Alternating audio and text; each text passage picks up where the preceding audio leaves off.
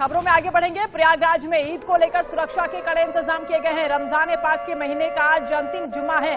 प्रयागराज में मस्जिदों के बाहर भी सुरक्षा व्यवस्था बढ़ा दी गई है। पूरे मुस्तैदी के साथ सुरक्षा कर्मी यहां पर तैनात कर दिए गए हैं। मस्जिदों के बाहर सुरक्षा व्यवस्था चाक चौबंद हो गई है।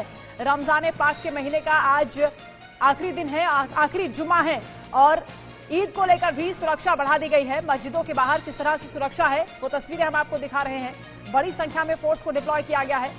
ईद को लेकर सुरक्षा के कड़े इंतजाम किए गए हैं। आज रमजान पाक के महीने का आखिरी जुमा है, इसको लेकर खास तैयारियां की गई हैं। प्रयागराज से अभिषेक सहयोगी लाइव जुड़ रहे हैं। अभिषेक, क्या तैयारियां की जा रही है ईद को देखते हुए और खासतौर से आज क्योंकि रमजान पाक महीने का आखिरी जुमा है? बिल्कुल, यहाँ पर क्योंकि पहले से ही माहौल सेंसिटाइज्ड है। अतीक अहमद और अशरफ की हत्या के बाद, असद के एनकाउंटर के बाद जिस तरह का माहौल गहमा गहमी तेज हुई थी, उन इलाकों में जहाँ अतीक का दबदबा, जहाँ तूती बोलती थी, खासतौर पर धूमनगंज, चकिया, कसारी मसारी, इन सारे इलाकों में, और जहाँ जामा मस्जिद है यहाँ प्रयागराज में, उसके आसपास जहाँ बड़ी तादाद में लोग अलविदा की नमाज पढ़ने आएंगे उस वहाँ पर, और उसके अलावा जो बाकी मस्जिदें हैं वहाँ पर भी फोर्स बड़े पैमाने पर डिप्लॉय की गई है। कई company, PAC, RAF, CRPF, rapid action force, साथ ही साथ कहा जाए कि यूपी पुलिस के जवान और अगल बगल के जो जनपद हैं वहां से तकरीबन 10 जनपदों की फोर्स यहां पर डिप्लॉय की गई है। तो आपको बता दें कि बड़ी तादाद में फोर्स डिप्लॉयमेंट है।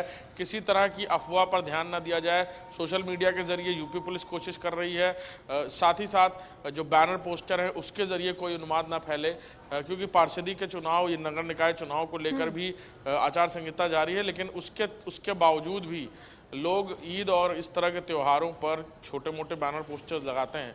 खासतौर पर इस बात का ध्यान दिया जा रहा है कि कोई इस तरह का बैनर या पोस्टर ना लगने पाए पूरे प्रयागराज में जिसको लेकर उन्माद बढ़े या इस तरह की कोई बात हो।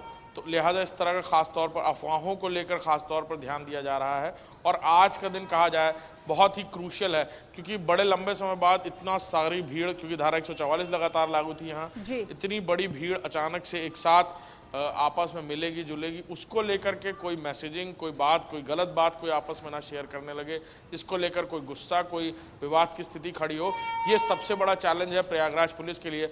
और यही वजह है कि यूपी पुलिस के आला अधिकारी बाकायदा मॉनिटर करेंगे आज पूरे दिन भर, यहाँ पर किसी भी बात की सूचना, कोई ऐसी भी बात कहीं से भी ना निकलने पाए। लिहाजा इतने बड़े पैमाने पर फोर्स डिप्लॉयमेंट किया गया है। और इतना ही नहीं बल्कि आसपास के जो जनपद है वहाँ से सीनियर आईपीएस अफसर्स को भी यहाँ पर आज प्रयागराज में रहने की ताकीद की गई है। लिहाजा अलग अलग जोन और सेक्टर्स बांटे गए हैं पूरे प्रयागराज में, जहाँ पर इस तरह का फोर्स डिप्लॉयमेंट किया गया है।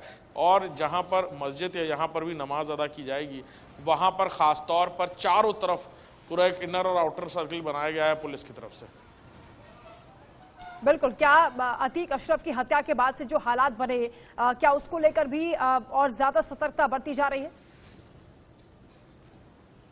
बिल्कुल, एलआईयू की रिपोर्ट है और एलआईयू की रिपोर्ट, लोकल इंटेलिजेंस यूनिट की रिपोर्ट के बाद से ही ये सतर्कता बरती जा रही थी। एलआईयू की रिपोर्ट के मुताबिक जो सूत्रों से वाले जानकारी मिल रही थी कि लोग मिलेंगे आपस में, कई सारी बातें होंगी, क्योंकि लंबे समय से अतीक अशरफ की मौत के बाद जिस तरह से नेटवर्क शटडाउन कर दिया गया था यहाँ पर, सोशल मीडिया के जरिए कई लोग उस तरह से जानकारियाँ नहीं हो पाई हैं।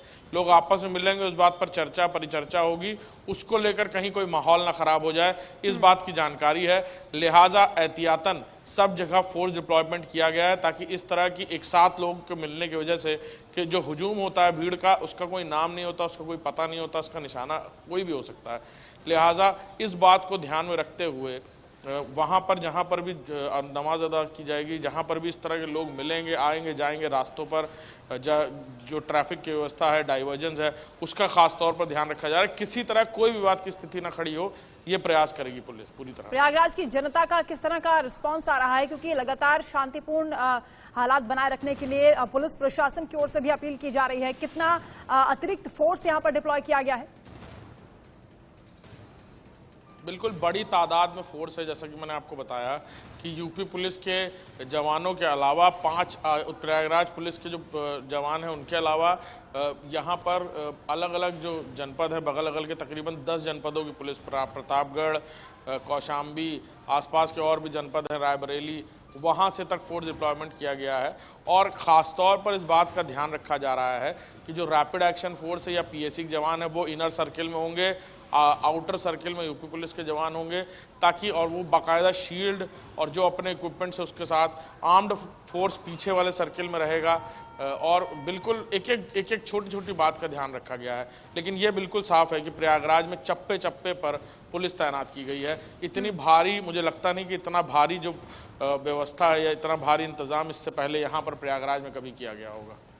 बिल्कुल अभिषेक, शुक्रिया आपका तमाम जानकारी के लिए। तो सुरक्षा व्यवस्था चाक चौबंद कर दी गई है ईद को देखते हुए भी, और रमजान पाक महीने का क्योंकि आखिरी जुमा है उसको लेकर भी किसी तरह से हालात ना बिगड़े, आपसी सौहार्द लोग बनाए रखें, अपील लगातार पुलिस प्रशासन की ओर से की जा रही है। कई कंपनियां यहाँ पर फोर्स की तैनात की गई हैं, आरएएफ की भी तैनाती की गई है। इसके साथ ही आपको ये भी बता दें कि इंटरनेट सेवा जो कि बंद हो गई थी आज बहाल हो रही है। लोग आपस में मिलेंगे जुलेंगे और इसलिए बातचीत आपसी सौहार्द के साथ बनी रहे, ये सुनिश्चित करने की कोशिश की जा रही है।